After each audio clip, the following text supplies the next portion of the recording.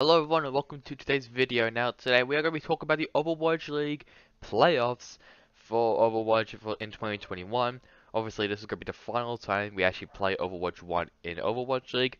Next season, players will be able to play a beta test version of Overwatch 2 in the Overwatch League, which will be very interesting to see how that plays out, especially during the off season. So let's just first talk about the teams that are participating of getting the Overwatch League Championship in Season 4.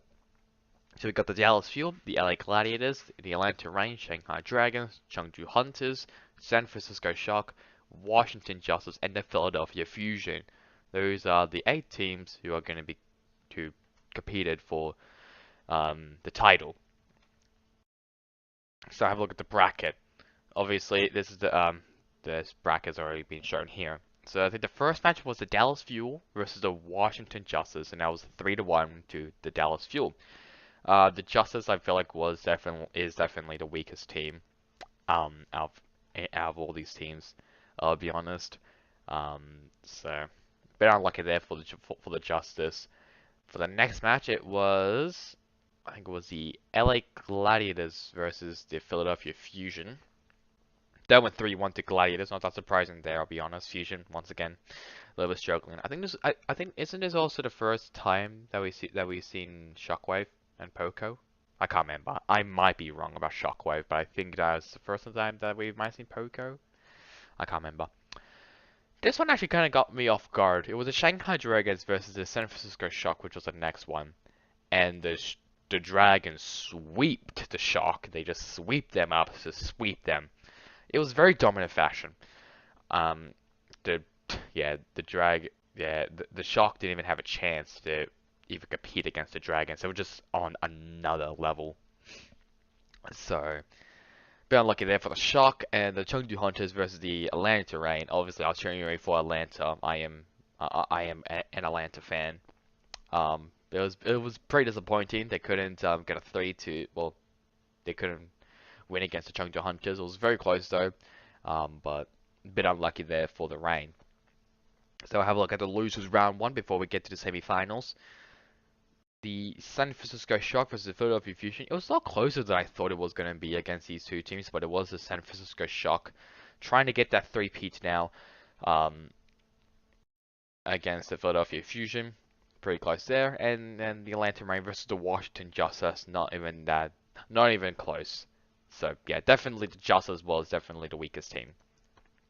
For the semi-finals, 3-1 for the Shanghai Dragons versus the LA Gladiators. A pretty close match, but yeah, they were obviously full held in the Bunny and Havana, so it was pretty easy for the Dragons to win that. And the Dallas Fuel versus the Chengdu Hunters, very easy 3-0 against for the Dallas Fuel against the Chengdu Hunters. This is round 2, and again another very close game for the Shock. This time against the Chengdu Hunters. It was actually a tie at Temple of Anubis, and the San Francisco Shock brought it back and won it to advance themselves into losers round 3. The LA Gladiators versus the Atlanta Reign. Once again, it was very close, but this time it was the Atlanta Reign winning against the Gladiators. For losers round 3, this caught me off guard. Definitely. Out of all these matches, this definitely caught me off guard. The Atlanta Reign won against the San Francisco Shock, just eliminating them from the playoffs. No 3-peat for them. 3-1. I guess I'll talk about the Atlanta Reign for a second. They had like this weird comp, like they would use, especially on Kings Row, and they were so good at Kings Row that they just ruined them. They just ruined the opponents. I think with this sort of type of comp. I can't remember what the comp is called. Is it Rush Comp? I can't remember though. I don't think it's called Rush Comp. I think it's like something else. But the Atlanta Reign did a very good job using that comp very, very well. But the winners finals, we thought this was going to be the grand final. Everyone thought this was going to be the grand final, but it wasn't. The Shanghai Dragons winning against the Dallas Fuel 3-1 fashion, but it was the Atlanta Reign winning against the Dallas Fuel 3-1 against the Fuel. This also surprised me. I thought the Fuel and the Shock were going to battle it out in in the losers finals to go up against the Shanghai Dragons, who were definitely going to be the most dominant and the team that was going to win the match. I'm shocked. I'll be honest. I feel like the Fuel and the Shock, they played very, very well still. But the Atlanta Reign, obviously with their composition, did a fantastic job. But in the grand finals, it was pretty close in 3 of the maps. It was pretty close, but it was the Shanghai Dragons 4-0 sweep against the Atlanta Reign. Um, and also taking the championship of in Season 4 in the Overwatch League. And so I also wanted to comment their arc as well. In Season 1, they went 0-40. 0-40. They didn't even win a single match in that season. Season 2, they basically said no to GOAT, and they just played their own comps, like with Farah, with the Widow. Was like they obviously just like mainly DPS characters. Season 3, they looked like a very solid team. Obviously, the Seoul Dynasty was kind of like their only competitor in APAC, and they fell pretty short. Ironically, actually against the San Francisco Shock. Actually no, no. I think that's actually against the Seoul Dynasty. I think they lost to the Seoul Dynasty if I remember correctly. Yeah, they did. So they lost to the Seoul Dynasty, and so they were eliminated. And now in Season 4, they battled it back with a very, very good roster. They basically still had the same core as they had last season. They just put some extra pieces in, like put in Fate to replace Fearless, who was going to Dallas. They put Who Are You in developing, and the Dragons looked amazingly strong. And yeah, I forgot to also mention about Molly as well. Molly also got into the Shanghai Dragons, and Ursa as well, but Ursa retired. So the Shanghai Dragons had a great arc in the Overwatch League, and they did a fantastic job. And they obviously brought home the championship for the Dragons. Obviously, the grand finals wasn't the big thing. Well, it wasn't the only big thing in the playoffs. It was also the Overwatch 2 Expedition match. So basically, 2 teams. So Justice and the Gladiators. Both of these teams played in Overwatch 2. I think in the push. What's it called? The push game mode at Rome, and it was pretty interesting to watch it. Obviously, I didn't watch it really because I was sleeping.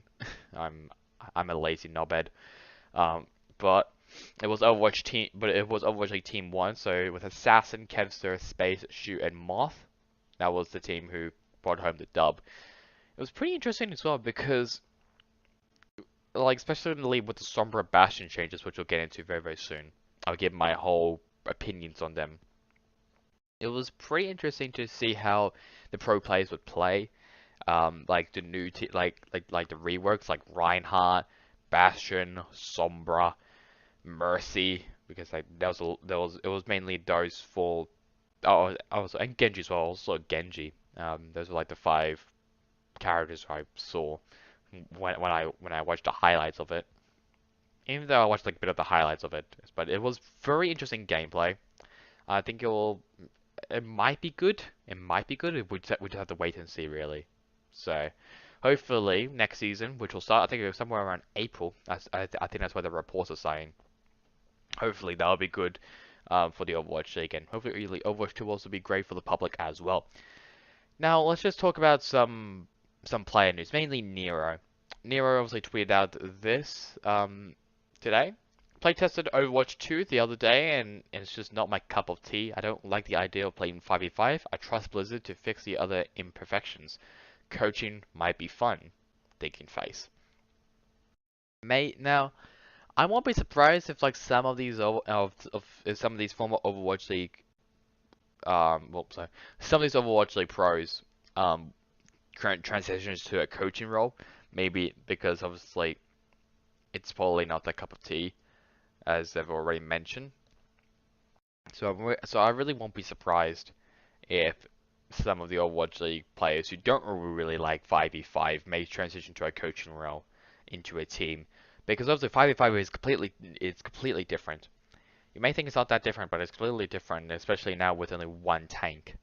And obviously that will change how tanks work in Overwatch. Obviously, only having one tank, they need to, well, they basically need to flex onto like shield tanks and also off tanks as well if they want to play off tanks. Maybe they can play Roadhog, they can play Diva, they can play Winston Reinhardt, and they have to work around that with the other characters of DPS and supports. So it'll be very interesting to see, obviously. So I won't be surprised if Nero switches to a coaching role. Won't be surprised. That's it's very, very different. He may not really want to play it now.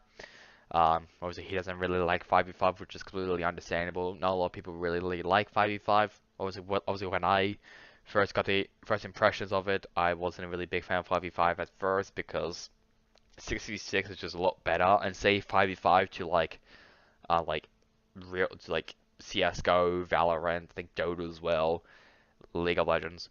Save it to those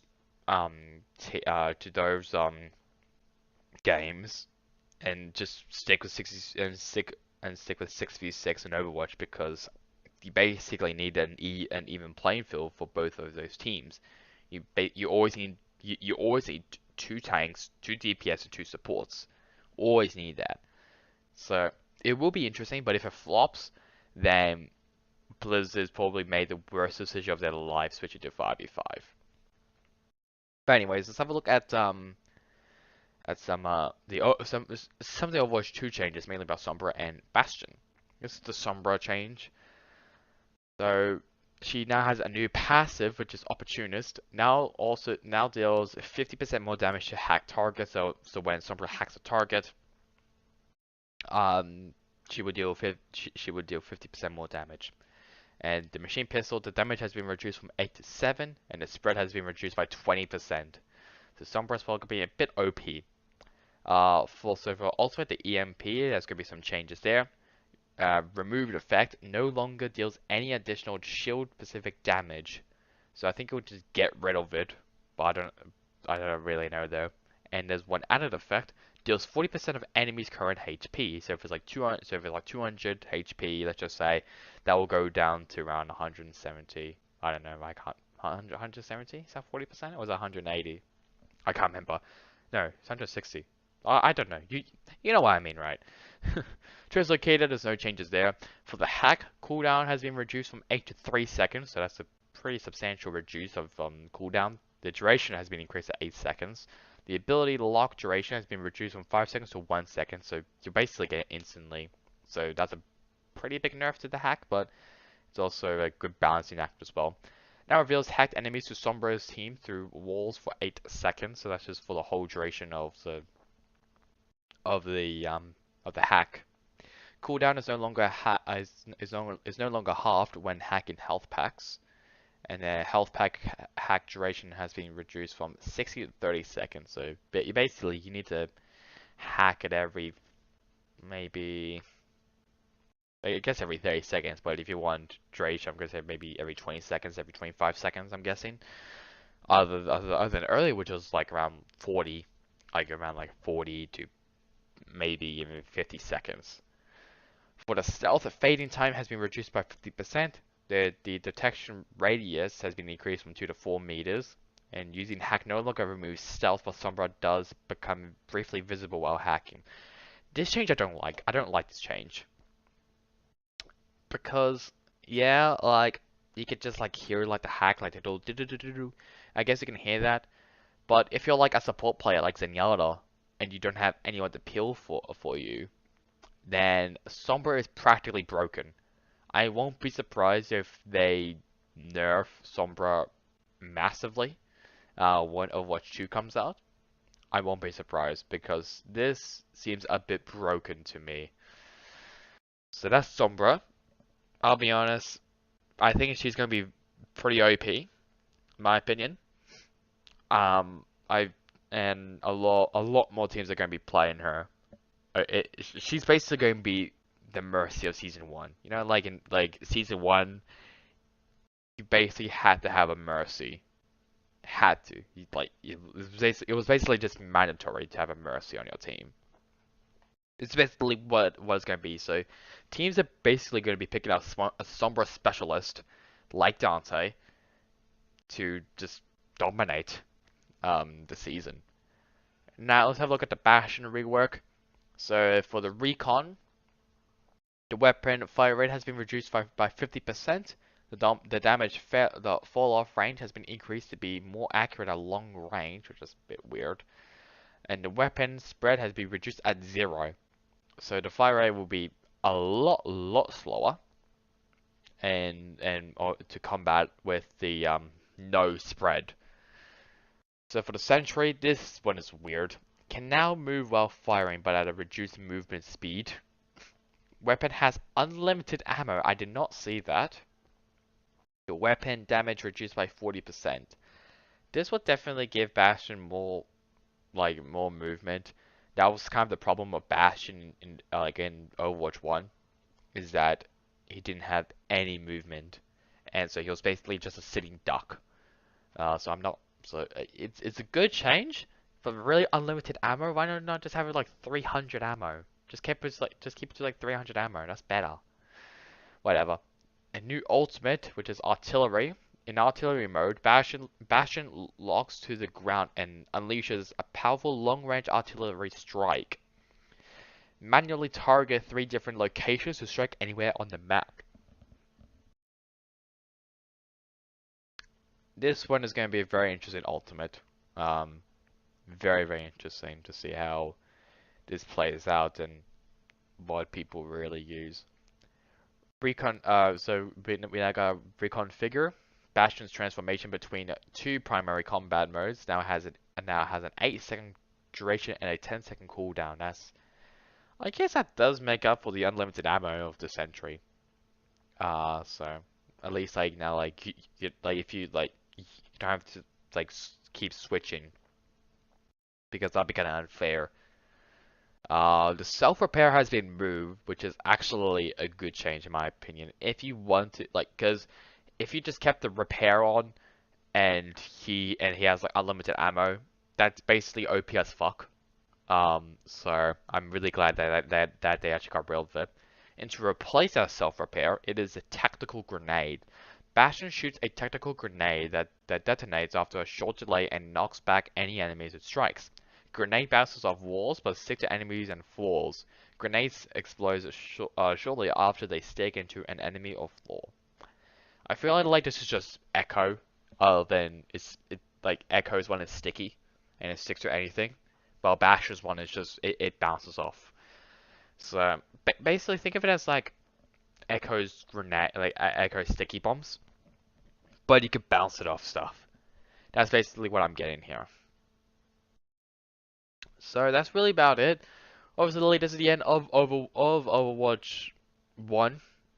We're going to be obviously going to Overwatch 2 in Season 5, and also every week when there are some roster changes, I will be doing a video on that just to get basically once I get the Overwatch like off-season recap, that is going to be back when off-season begins, which will be very exciting to see. So anyways, that's really it for me now. Hope you guys enjoyed the video. I'll leave a link to all my socials down below. Catch you guys all next time in the next one. Goodbye.